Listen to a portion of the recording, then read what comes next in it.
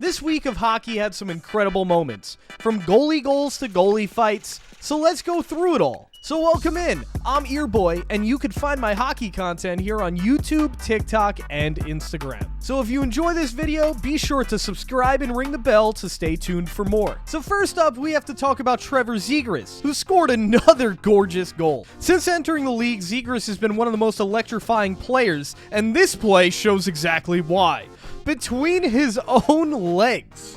It was a beautiful little saucer pass that just found Zegras wide open in front. Just look how perfectly placed it is.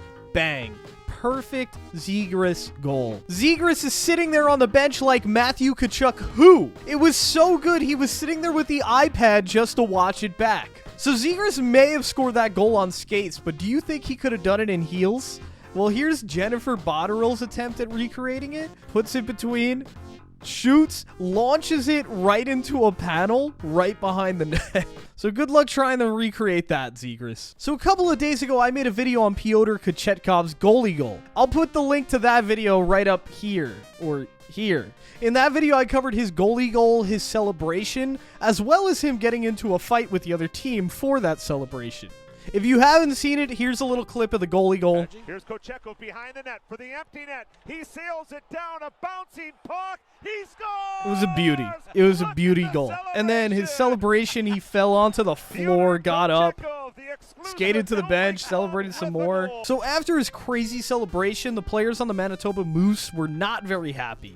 In fact, it's typically known that if you celebrate a little too hard after scoring a goal, you're usually going to take maybe a slash. Kochetkov met what he may have deserved. Ultimately, this would lead to Kochetkov getting thrown out of the game and sent back to the locker room, maybe creating something we haven't seen before called the Kochetkov hat trick, which is a goalie scoring a goal, fighting, and getting ejected in the same game. That could be something new. Skates off, they send him off. So the next night, Kochetkov was in Manitoba again, trying to get his revenge. He comes and he tries to start a goalie fight, but the refs hold him back, which I don't understand. I don't know. I guess maybe the game would escalate to another level if a goalie gets hurt. I know in the past it's happened with the Islanders and the Penguins when DiPietro got one punched.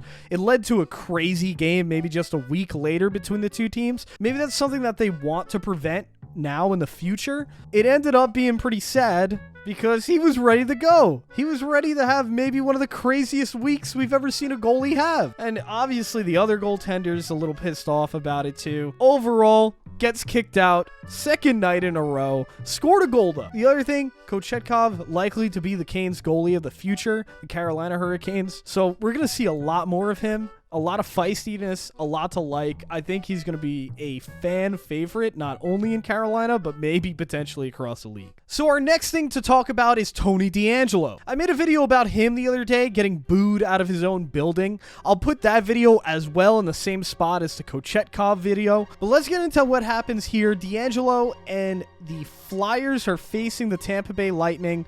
Obviously, DeAngelo's known for being a little bit hot-headed, and he is suddenly attacked by every player on the Tampa Bay Lightning. If you watch this, you don't really know what the heck is happening, why they're all attacking him. You'll find out pretty quickly what happens here. So if you look at DeAngelo right here, he comes across and spears the Lightning player right in the groin, we'll call it. Here it is again, right in, bang.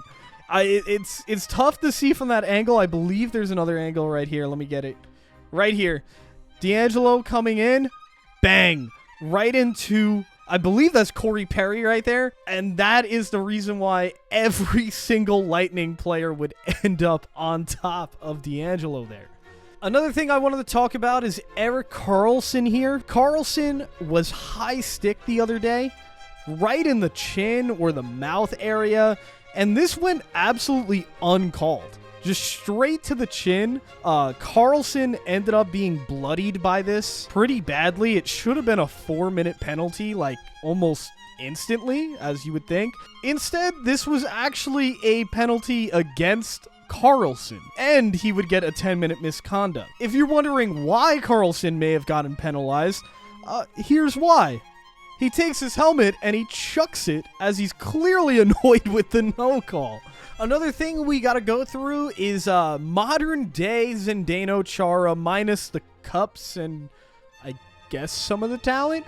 But here's Logan Stanley. For anybody who doesn't know, Logan Stanley is like 6'7", big defenseman for the Winnipeg Jets. And they're facing the Minnesota Wild here, who are known for their superstar, Kirill Kaprizov, and he's broken in half. Kaprizov was not okay here. He skated very gingerly, ended up getting right off. Hope Kaprizov is flexible, because that does not look like a way you want to land. A lot of people were saying maybe a penalty here. I don't really know. I think maybe you could say Logan had a loose hand. You could maybe call it holding. I think when it comes down to it, I think this is just a 6'7" guy falling on somebody who is not 6'7". It was not a good fall. I'm hoping for the best for Kaprizov. I don't know. Hopefully he did some stretches before the game and can bend that way, because he bent that way, whether he wanted to or not. Next up on the docket, we have Vlad Tarasenko, who pulled off a Forsbergian move, recently acquired by the Rangers, comes in, look at that tuck, one hand, pulls it back, the Forsberg. Overall, it was a great move. Him and Zibanejad have been fun to watch. I think it might actually even be more fun than Panarin and Kane. One last thing I want to go through. It was Kids Day at the Carolina Hurricanes game. A lot of family members as well as other kids who are fans of the Hurricanes came out onto the ice. And they had a family storm surge. Probably the most wholesome moment of the week. And ultimately, it was a really, really cool moment, especially in such a great season for the Hurricanes.